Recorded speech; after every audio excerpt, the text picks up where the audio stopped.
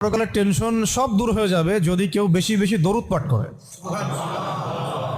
এটা হাদিস থেকে বললাম। আর গোনা আমলনামায় যে গোনাগুলো আছে এগুলোও মিটে যাবে যদি কেউ বেশি বেশি দরুদ পাঠ করে। একজন সাহাবী রাসূল সাল্লাল্লাহু আলাইহি ওয়াসাল্লামকে বলেছিলেন, ইয়া রাসূলুল্লাহ, আমি আমার দোয়ার মধ্যে কতটুকু দরুদ পড়ব? আমি কি 1/4 দরুদ পড়ব?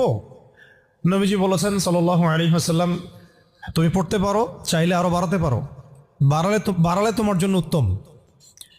ইয়া রাসূলুল্লাহ, আমি কি তাহলে অর্ধেক দরুদ পড়বো আর অর্ধেক দোয়া করব?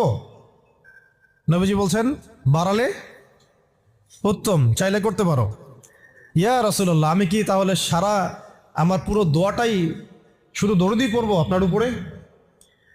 তখন নবী সাল্লাল্লাহু আলাইহি ওয়াসাল্লাম বললেন, যদি তুমি এটা করতে পারো তাহলে তোমার কোনো গুনাহ থাকবে না, কোনো দুশ্চিন্তাও থাকবে না। তো যদি দেখেন যে দরুদ পড়তে পড়তে পড়তে দোয়ার